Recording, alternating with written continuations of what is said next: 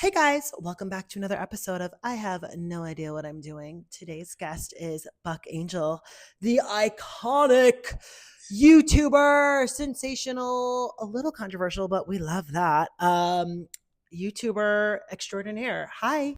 Hi, nice to see you, friend. Nice to see you. Oh my goodness. I loved our little conversation before. I just think you are so I like hearing people's opinions on just everything, and I think some of the stuff that you say does what's the word? Does resonate with me. And you know, let me just start off first because I know people are probably going to come for us or something. My opinions can change. So like I want to make that really clear today. Like, I can agree on things, but also I don't have to agree on things, right? That's right. That's right. I'm going to ask you straight up, what got you started in the YouTube world? Well, the thing is that I started really putting energy into YouTube, I'd say in the last 3 or 4 years. Prior to that, I had a YouTube channel, but I used it more for transsexual male health videos and workout videos and stuff like that back in the day. I've probably had that channel for over 10 years, but I never really put a lot of energy. Then, as things move forward, and I became an elder in the community, and the community did a 360 and really changed a lot. And a lot of the younger generation started to say really mean things to me and come after me and calling me a trans med, a true scum. You don't have to have gender dysphoria to be trans. I'm like, what? So, in a nutshell, I decided to push back on the narrative that anyone can be trans and that trans is not a mental disorder and that trans is not specifically medicalization. And that's kind of how I got to be a little bit more controversial within the trans. Before I was controversial outside the trans community. Now I'm controversial inside the trans community. I think to kind of back you up a little bit is, and I think I would back this with anybody, right? I think having an opinion now, unfortunately, like isn't a thing, which is sad because it's human nature. We're allowed to have an opinion, guys. We're allowed to feel what we want. If you want to have purple hair and express your gender pronouns as they them, go for it. If you just don't hurt anybody. At the end of the day, it's like, I really feel you can be whoever you want. Go for it. I support you. But just like if you're going to really use that as as an advantage for like bad behavior, that's where I'm kind of like, hey, I think you're making our community look a little bit like a fool. And this is for straight people too. I'm telling you guys, like straight people also can do this too. Like anybody can take advantage of a situation, and it's how you take advantage of it, right? So what do you feel? Well, I mean, like, I totally agree with you, but I think that's a very mature space to say that you can have friends who disagree with you and you can have disagreement in a community.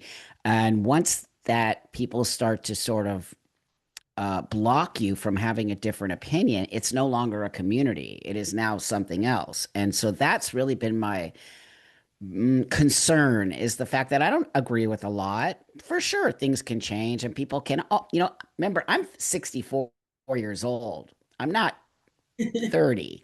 I'm 64. I transitioned 34 years ago. Doesn't make me better than. It's not my point. My point is I have a lot of lived experience as well as I've been champion for transsexual rights for a long time and I made a lot of progress.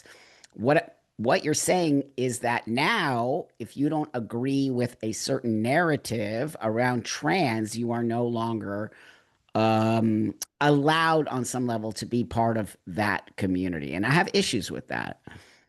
I know. And it's interesting because this is actually the first episode where I'm getting into a little bit of politics, and I want to be more open because I think it's important to talk about trans issues. I am a trans influencer, so like I shouldn't not talk about it. This is my first episode really being aware about it. And you know, that kind of leads me to my question, how was it for you growing up as a trans man and being in a different generation? to now, you have knowledge. Tell us what is something that what's something you have taken from your knowledge and could give it to us, right? One of the most important things I've taken from my years of experience and living this way is becoming full circle around and understanding that I never changed my sex ever. And early in my transition, we were told that I'm having sex reassignment surgery. You are having a sex change. You are becoming a man. You are changing all your documents. Everything as that. I did all of the above.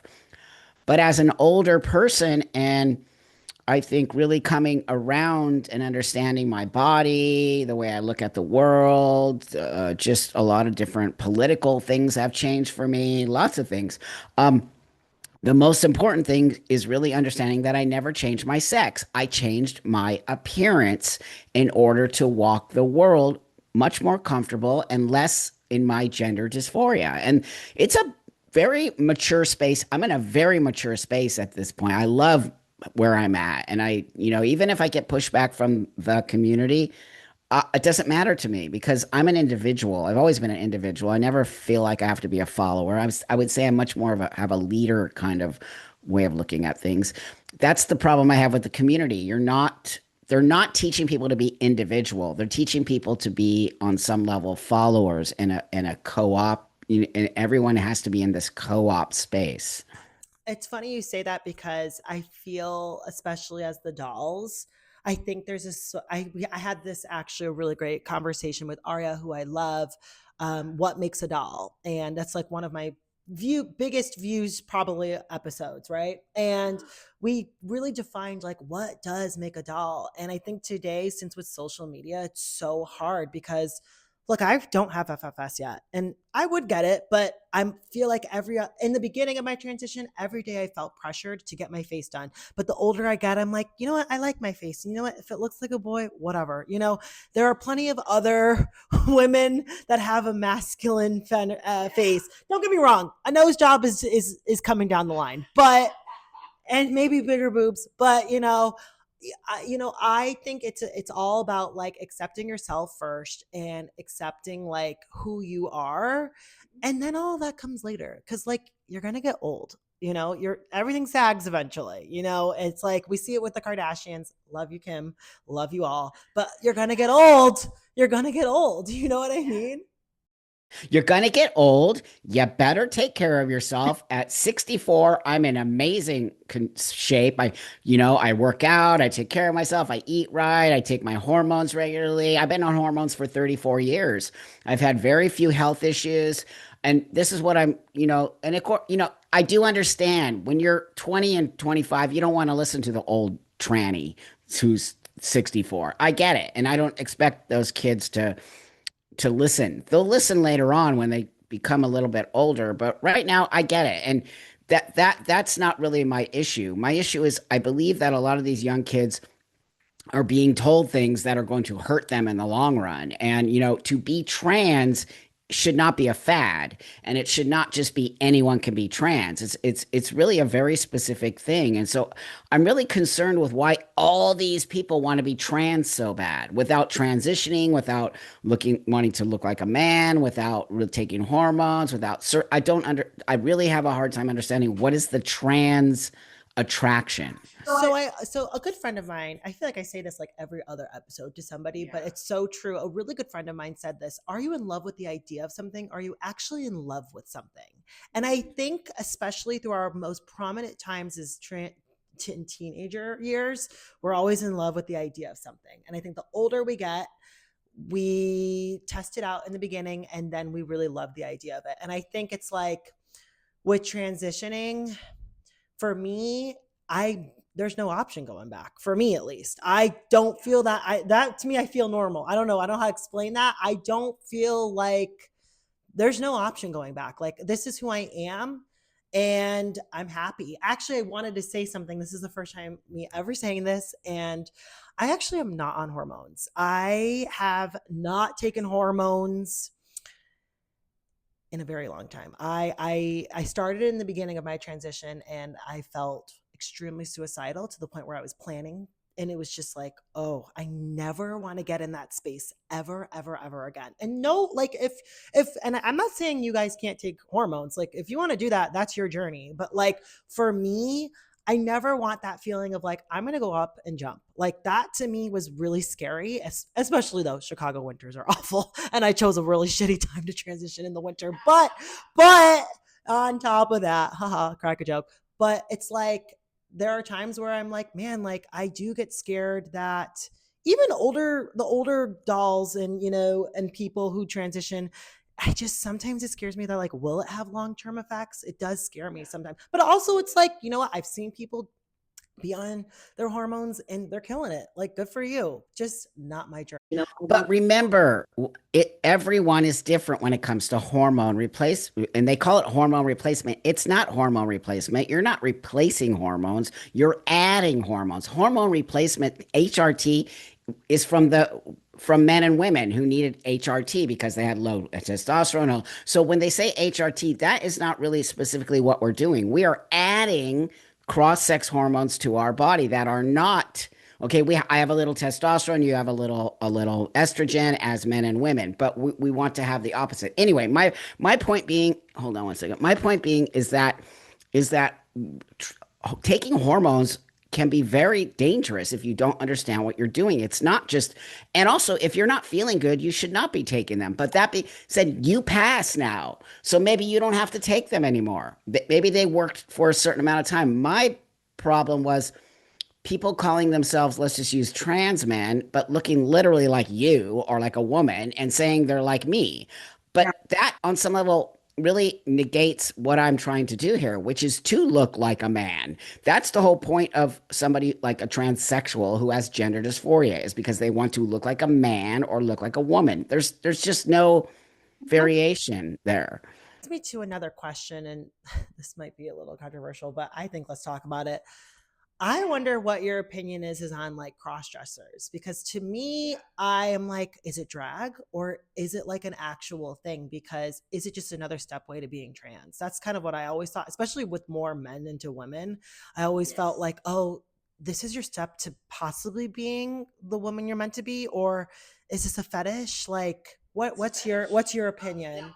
Controversial. Anyone who's watching this, if you have a different opinion, I am very open to different opinions. What I'm not open to is telling me I am wrong, okay? Especially when I have a lot of experience in that space. I have a lot of experience in the fetish world. I have a lot of experience around cross-dressing men.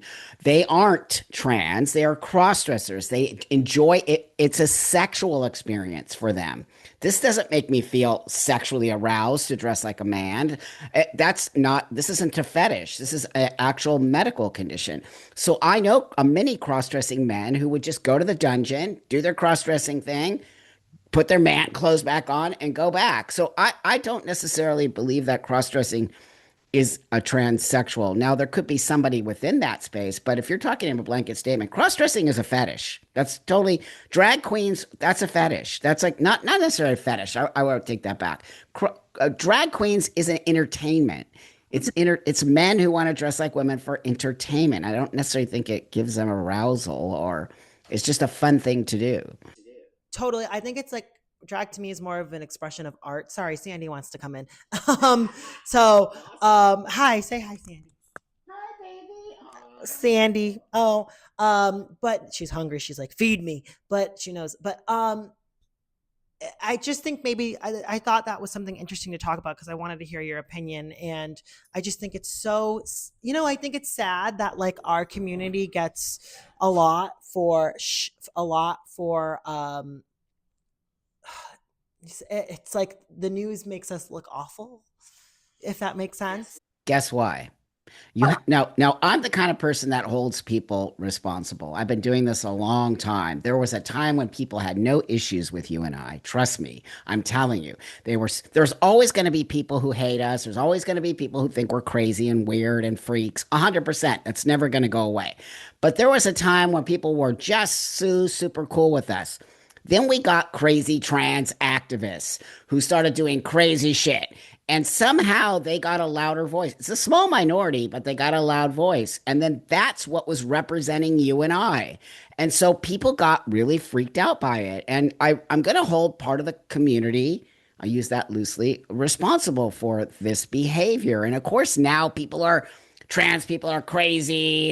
It's all freakish, weirdo, pedophiles, blah blah blah. Of course, they're doing that. I can stand on the outside and look at how this happened, and it's because we have people that we, as a community, did not pull the reins in on them. And I'm going to say again, it's going to be controversial, but there are huge influencers like Dylan Mulvaney, like Jeffrey Marsh, and they on some level started to represent you and I when I don't agree with pretty much anything those people say. It's interesting, and it's interesting you say that because it's like I almost want to compare it to like not a similar, but the Black community or the Latino community. There are communities, not just our community, that have not the best representation, right? And then there's some that are great representations. So I just think, like, guys, choose carefully who you want to follow. And if you want to do that, that's your journey. If you want to protest, if you want to go dress up, fabulous, love it, slay, I cute, but just don't hurt people and don't be annoying about it, maybe. And you start putting bad, like Lily Tino going into bathrooms, and that hurts us. And the actual trans community not reining that person in, that's why you guys are hurting.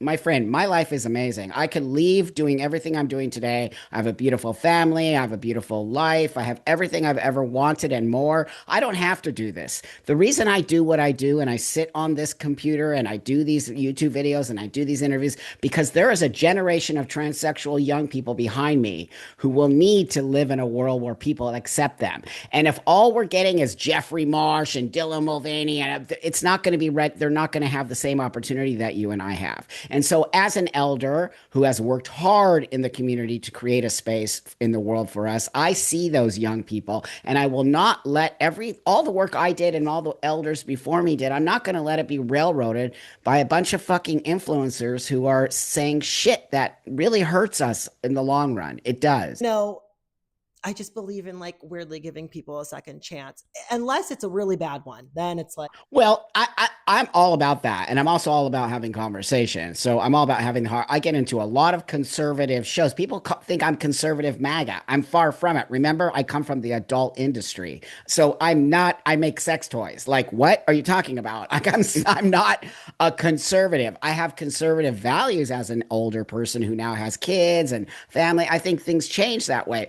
The things that I have issues with these influencers is that they have to be pushed back on by people in the community who have longer lived experience, who I see things troubling that trouble me. Lily can do whatever they want as an adult. What they can't do is what they're doing at Disneyland with cake pops and talking about their bottom surgery.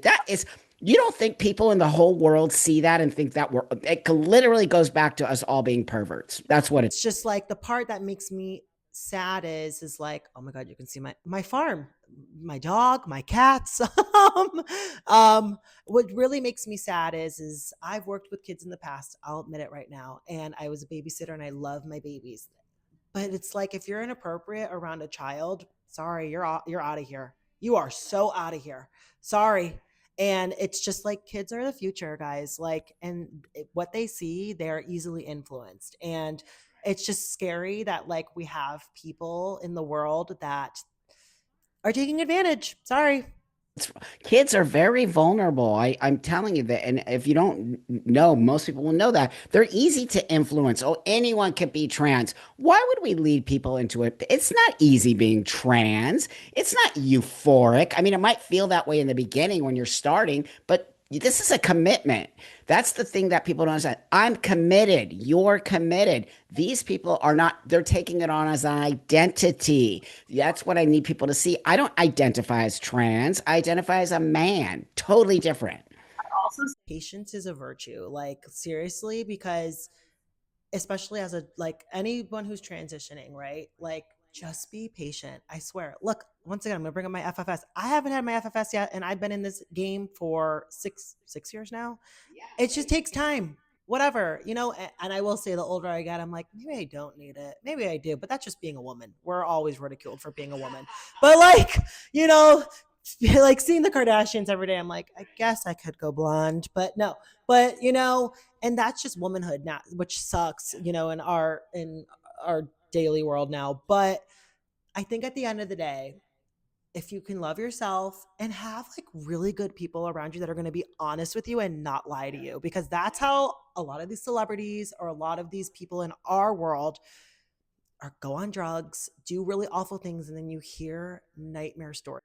Of course, but that's the struggle that we're not talking about. This is a mental health struggle. And instead of hitting the mental health first, they're giving hormones first. I And will I will say therapy is hard because I went through like this is a little side note. Like I went through when I had a job, it was hard to get insurance through a certain pay, right? Whatever that. And I still have my therapist for 5 years now. And it's like I love her, but I was like, no, I'd rather pay out of pocket because I put my mental health first. I didn't care. I well, was that's why you're so grounded. But these young kids are not doing that, and they're saying they can't afford therapy. I I'm am like, but shouldn't you?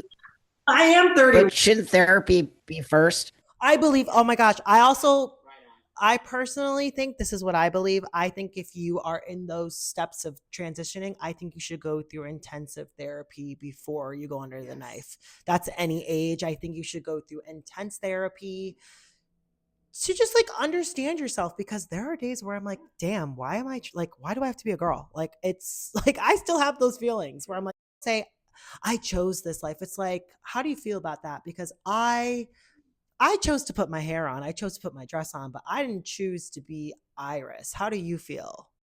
I mean, that's a kind of nuanced question. I did choose to transition. I made this choice many years ago, and I will hold myself accountable for that.